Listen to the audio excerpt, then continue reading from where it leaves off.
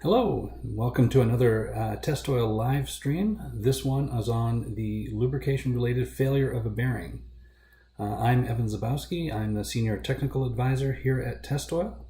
And the goal of today's presentation is to answer one of these questions we often sometimes at least face, maybe not often, but also show you some snippets again of what's covered in our comprehensive training. So what I'll cover today is I'll show you a little bit about what we cover in lubricant analysis, and then I'll show you the report in question, and then I'll go over a few things that we cover in our How to Read a Report in 2 Minutes or Less section before showing you the final answer. Now with this section here, the lubricant analysis section, we tend to go into a lot of detail regarding the tests and the test results. So I'll only show you a couple of those for the sake of today's presentation, but I'll begin with one of the most common ones, and that is elemental spectroscopy. In our comprehensive course, we do go through why this test is done and how this test is performed.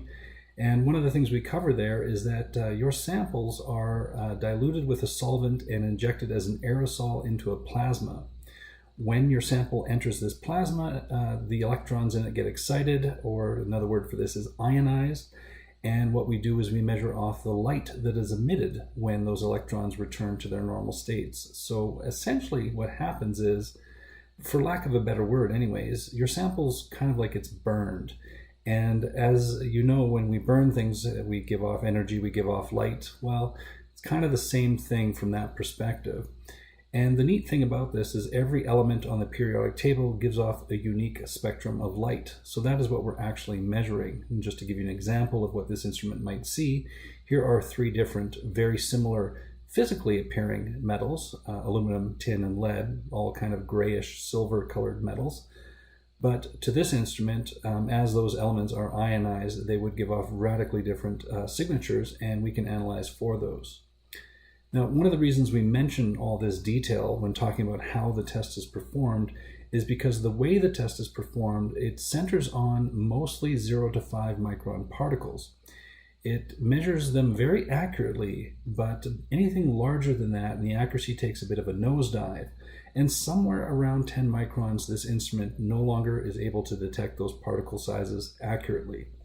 And that's an important detail you'll need to remember for some of the other tests here. But anyways, when we talk about this test, we talk about the results, and 2 of the results I'll draw your attention to are calcium. Calcium is one of the elements we measure because we expect to find it as an additive if the oil is additized with detergents. The other element that we often measure for from a similar perspective is phosphorus, because it is also an additive. But in this case, as you can see below, one of the things we mention is that phosphorus is one of those telltale elements that can tell you what basic additive chemistry is present. So anti-wear or AW oils tend to have both zinc and phosphorus in relatively equal proportion. EP oils, on the other hand, only have phosphorus present. They do not contain high levels of zinc. And then R&O, or rust oxidation oils, tend to contain very, very low to no discernible levels of most of the additive elements that we're testing for. So funnily enough, they almost look like they don't have additives, even though they do. It's just they're made of chemicals that don't contain the elements that are typically measured.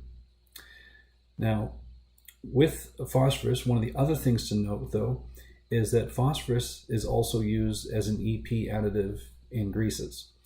So, it's one of those things that we're always looking for, is that do you expect to find an element present, and what do you do if you don't expect to see it? So when you don't expect to see an additive element present, you must, of course, locate its source, and often told it's really just another lubricant that's provided it. But the other test I wanted to make sure we covered in some detail here was particle counting. Now, particle counting can be done one of 2 ways, and most people are quite familiar with optical particle counting, or what's sometimes referred to as laser particle counting. And most presentations you've seen probably have explained that a particle in the oil, as it's traveling past a light source, casts a shadow, and the instrument counts and sizes the shadows. That is the basic principle behind optical particle counting, but one of the details we go through in our comprehensive course is to mention how that shadow is sized. It is not sized by the shortest measurement, the longest measurement, or even the average measurement in any one dimension. What it does is something called spherical equivalency. When particles are measured, they're assumed to be spheres, and therefore when their shadows are measured, the shadow is assumed to be a circle. So when the shadow is being measured, it's being measured by area. And what we do is we have to use the instrument to figure out, based on the area, what size of circle or what size of sphere does that represent. So to give you a quick example, if you had a 1 by 10 micron particle go by, it would of course cast a 10 square micron shadow. That's easy math. But then the question becomes 10 square microns. How big of a circle would create 10 square microns in area? And to save you, scratching your head too long at that math, because it's not math you typically do in your head, it's about 3.6 microns. So in effect, a 1 by 10 micron particle going past the light source, casting the 10 square micron shadow, the instrument would therefore count it as a 3.6 micron particle. So as you can see, optical particle counting is not directly measuring particles as you may have once thought, and this is an important detail that we like to point out. Another detail I like to point out, though, is particle counting doesn't report anything above until it's above 4 microns. So that 3.6 micron particle is actually not being reported. Even though it was detected, it's not going to appear on the report. One of the other key things to note about optical particle counting is not just the 4 micron and up limitation to its measurement, but the interferences. Because this instrument relies on counting and sizing shadows, anything else that can count or show up as a shadow, I should say, can count as a particle. So water molecules, air bubbles, and even soft contaminants like oxidation byproducts, that eventually form varnish, have an ability to cast shadows unless the sample has been properly treated. And typically that means it's been diluted with a solvent and then it's been degassed or vacuumed or sonicated to try and remove as many of these non-particles from the sample.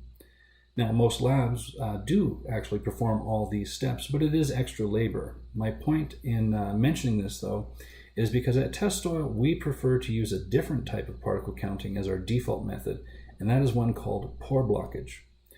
Pore blockage doesn't rely on the same technology at all. In fact, it uses what appears to be a very, very fine screen. But what we're doing is we're not just using the screen to sift out the particles. What we're doing is using the screen to act as resistance. So what we do is we push the sample through the screen at a constant pressure. What we're actually measuring is the decay in the flow. So when you think about this screen, which is going to be calibrated with all identical sized holes, and they're either 5, 10, or 15 microns, imagine that it's a 10 micron screen. Well, what size particle is going to resist going through the screen is probably longer than 10 microns in any one direction. But when you think about these larger than 10 micron particles not going through the screen, you have to imagine that they're not necessarily going to block a hole completely. So what happens is the holes will get smaller and smaller and fewer, and therefore how the flow decays tells us what size particles are piling up on the screen as it restricts itself. So from this measurement, again, we're not necessarily measuring every single individual particle in the oil. Like I said, neither does optical particle counting, but here's why we favor it. When you look at the limitations to this test, they pretty much are the same, that it doesn't report any particles smaller than 4 microns, but as for interferences, it doesn't have any. And that's really one of the best benefits of doing a pore blockage particle count, is it doesn't require all the special preparatory steps to the sample, so it can be tested neat. So we don't need to dilute it, we don't need to do anything that might modify the particles that are in there. Because when you take a sample and you put it through sonication, if you sonicate it too long, you can actually break up larger particles into smaller particles and give a slightly different view of what's going on. Now, one last test I want to mention that we do cover in our training is analytical ferrography. And at Test Oil, this is one of the tests that we automatically add to your report anytime we detect high wear metals or high ferrous wear concentration. What analytical ferrography is really one of the most forensic type tests we can do on an oil sample. It begins like this. We take your oil and we flow it down a glass slide, basically a microscope slide. The slide's at an incline, so the oil will flow downhill on its own. Now, particles will separate out from largest to smallest based on fluid dynamics. However, when you look at this picture, you're probably noticing they form these cute little straight lines, and you're thinking there's no way that happens naturally. It doesn't, which is why we actually have magnets on either side of the slide as the oil is flowing down, which will align all the ferromagnetic particles into straight lines. All the non-ferrous particles will just randomly distribute. So with this preparation, what we call creating a ferrogram, we can now take that ferrogram to a microscope and look at it through the microscope and do a human-based analysis on it based on morphology. The size, the shape, and even the color of the particles can tell us how severe the particles are in terms of, being larger than clearances at clearance size or smaller. We can tell what mechanism created them, so we know what kind of wear or other degradation mechanisms may have been taking place. And the color can give us some hint as to the actual sources. We can tell, high carbon steel from low carbon steel, or copper versus a brass or bronze alloy, things like this.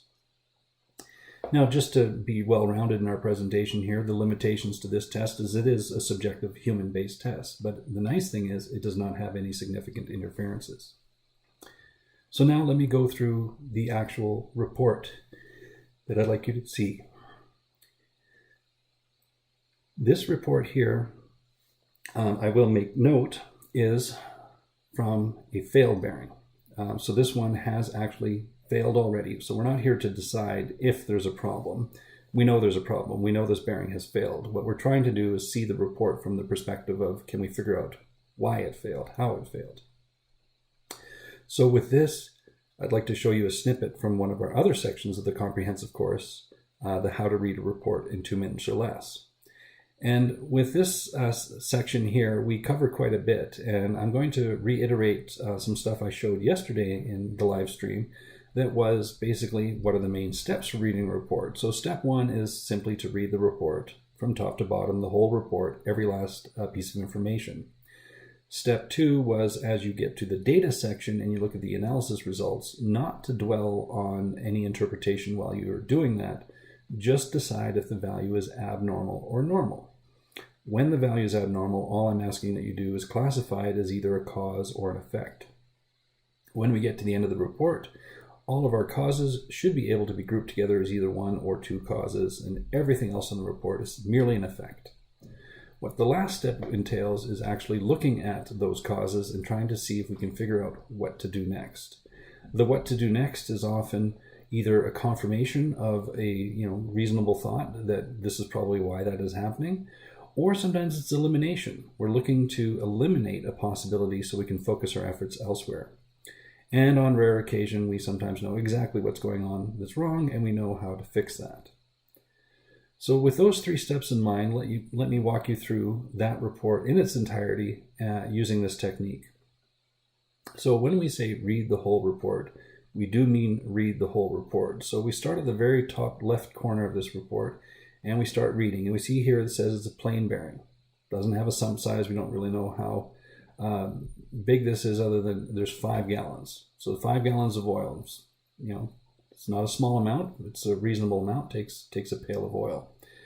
So in your head, maybe now you've got an idea what size of bearing this is. But when you look at the oil type, it says it's an R&O 68. Well, R&O, from what we discussed previously in the phosphorus section, means that we're probably not expecting any additive elements that are visible, and any that there are will be in very, very low concentrations.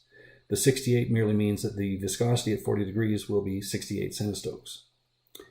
Now, if we keep reading the report, you'll see that it has some comments to it, and it identifies the problems. It says this one's got excessive wear and a high particle count. That is probably not that much of a surprise, considering this is a post-failure sample that, there is a lot of wear. So with this one, we now go down to the next section of the report, but still above the oil analysis data. So if you look here, we've got these sample dates, which are very inconsistent. There's 14 months between the first sample and the second sample. There are about 18 months again, and then just a matter of a few weeks. So with this type of erratic sampling, it's hard to predict what kind of trends we're going to expect to see. But just as a reminder, when you look at an oil analysis report, there is a new oil column. So this is your baseline information, what oil looked like in its virgin state, basically as best as possible. The most current result is this one here that we're looking at. And this is the one that is post-failure. This is the one that has been taken after the bearing has already failed. So it should be no surprise to us that we're going to see a great deal of wear metals because this bearing did mechanically fail. But as we go down through the rest of the report now, we look at some of the things like lube hours and machine hours and see that they've been inconsistently filled out. We're not getting a lot of good data here. So once I get into the actual oil analysis data section, I've got no easy way of predicting what I'm expecting to find other than at least the last sample is going to look terrible. So once we start into the oil analysis data section, we look at the data here and we see one of the first things that comes up is, wow, that is really, really high iron. But is that a cause or an effect? Well, again, wear is usually just an effect. Something is making it wear. So why did it fail? Well, we'll have to keep reading. So we'll just log iron down as an effect. Same sort of logic goes with the copper. Copper is just, again, another wear metal. So this is something that we look at and say, just an effect, keep going. We keep going down, we can see that lead is also quite high and identify that as an effect. Luckily, we can skip aluminum. That seems to be a fairly flat trend. But once we get down to the tin here, whoops, the tin is very high. But tin, yet another wear metal, is yet another effect. So we're not really seeing anything that identifies to us that there's a definitive cause yet. But if we keep reading, eventually we'll get down here to calcium. Calcium will stand out because it does not match the new oil line and it seems to be increasing in the last couple of samples. Now that is something that typically indicates mixing with a different lubricant. So that is one that we can probably say this is a cause. If we keep going down the report, we'll see that phosphorus also looks very, very similar in that it is appearing when it shouldn't appear at those levels and it is increasing. And again, this will be another cause. So as we keep going through the report, we'll eventually need to scroll on down to the bottom half of the first page here. And what's going to jump out to us as we get down through the data is that most things look pretty good until you get to the actual particle count. And once you see the particle count here is very, very high. In fact, it has maxed out the instrument. So this means that we've got a particle count that's so high it actually can't be counted.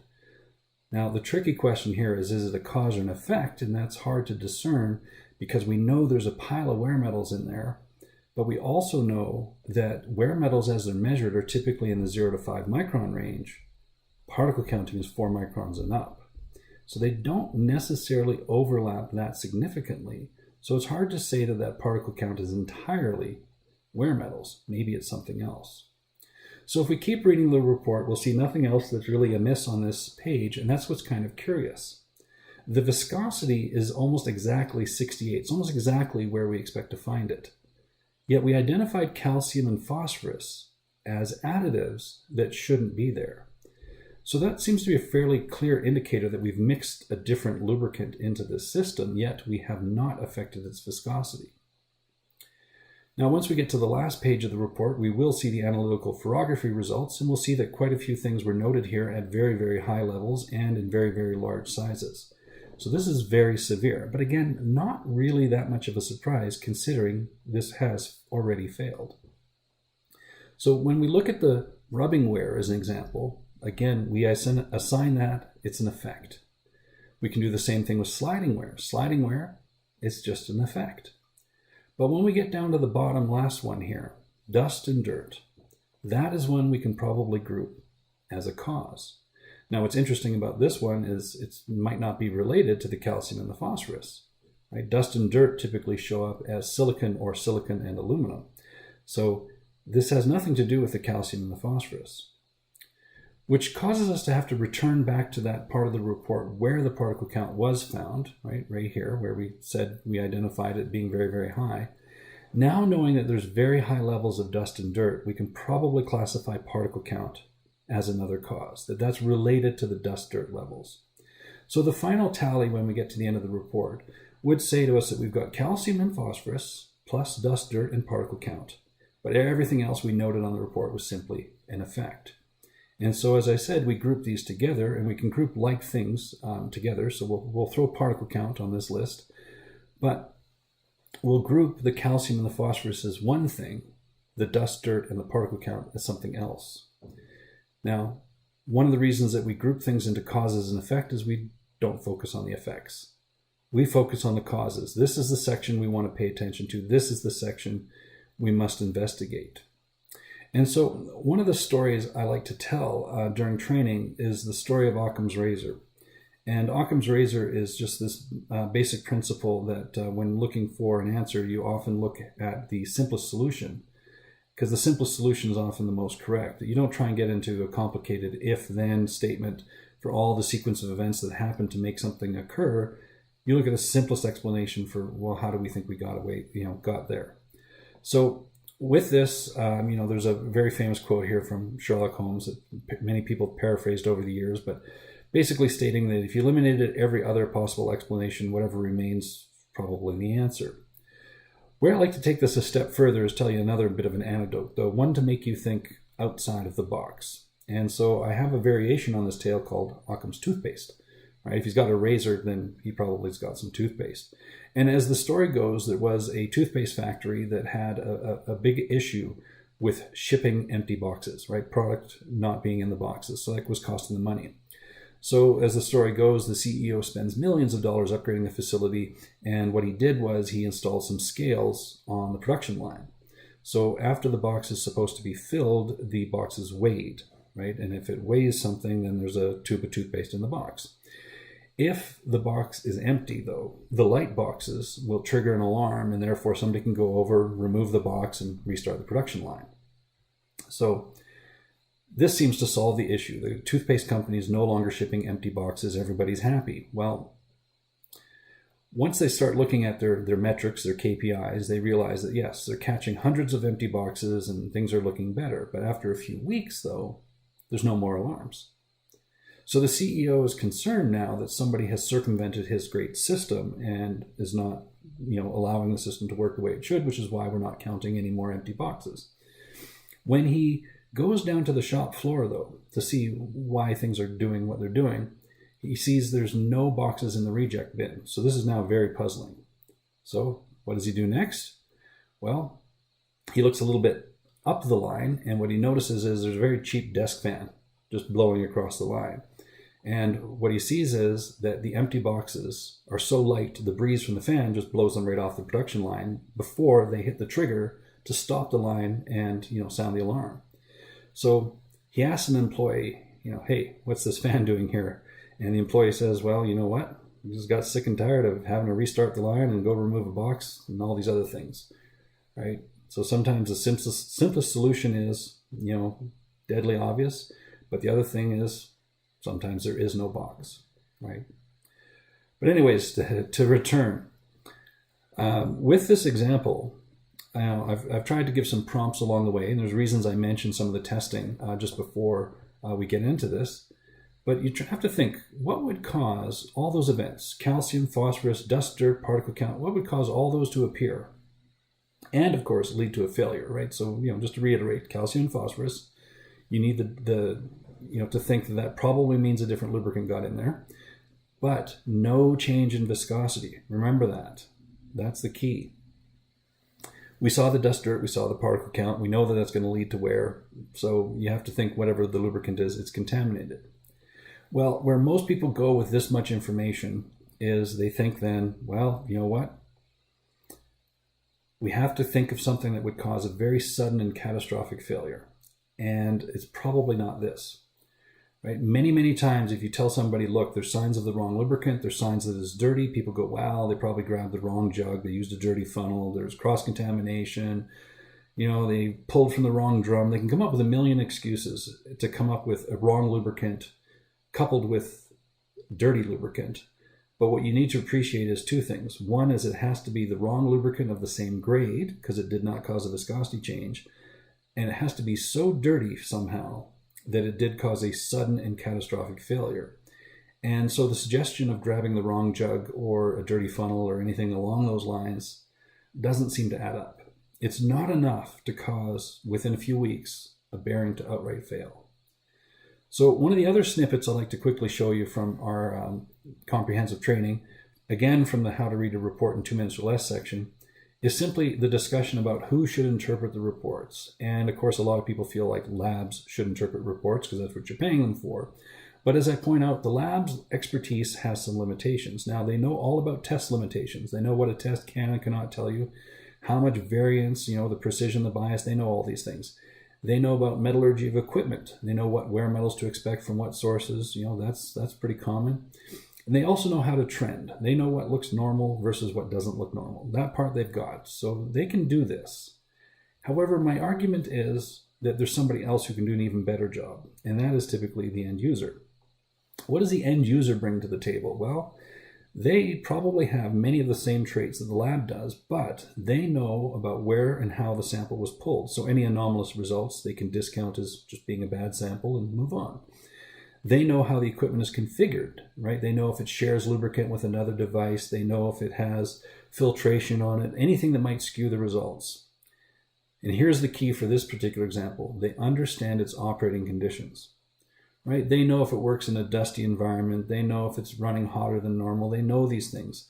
On top of that, though, and another key thing to this particular example is they know about other maintenance activities. They know when the oil was changed. They know if there's been filtration done to it. They know a lot of things about the piece of equipment. So when you revisit this example report and you think about, okay, if I was the end user and I knew things about this, would I come up with a different answer? And so imagine that, of course, the end user knows everything the lab does. They know that calcium and phosphorus indicate a different lubricant. They know that dust and dirt and particle count indicate contamination. They know there was no change in viscosity. They know it caused a sudden catastrophic failure. That part is shared knowledge. What the end user can add to this equation, though, is other than everything that was previously described, we can add that this thing operates in a very dry environment, but is very, very dirty. A lot of airborne contamination. And this bearing housing has seals on it. Those seals are greased. We can be very specific and say this is even the grease they're using. Now, I know you can't read the fine print on this, so I'll just zoom in here real quick. But if you look closely, it says it's a calcium sulfonate grease, and it's an EP. That explains the calcium. That explains the phosphorus. The fact that grease mixes in with the oil would explain where calcium and phosphorus would come from. And if it's only a few drops of grease kind of thing, it could explain why the viscosity didn't change. But you're wondering, how does this all mean that the bearing failed? Well, the last thing I need to show you is a picture of what the bearing housing would actually look like. So there is, this is the exact same brand of bearing that was used on the report. It's not the bearing, it's an exploded view from the manufacturer, so you can see things a bit more clearly. But you can see where the 5 gallons of oil goes inside the bearing housing, but you can also see at the top edge on both sides a Zerk fitting for where the grease goes to grease the seals. And so in effect, probably what happened with this bearing is it was over-greased. Over-greasing the seals blew out the seals, therefore a little bit of grease migrated into the oil. That didn't cause the catastrophic failure. What did, though, was the lack of seal now. Because the seals were compromised, this dirty, dusty environment was allowed to get into the bearing and caused extensive abrasive wear and eventually, wipe the bearing. So there you have it. Just another quick example of some of the stuff we cover in our comprehensive class. I'll now open it up for any questions. If you're watching this live and want to throw in a question into the chat, I should be able to see that. If not, I do thank you for your time and watching this live stream or the recording later. So again, thank you. And if I don't see any questions come up, I'll just end the stream here in about 30 seconds.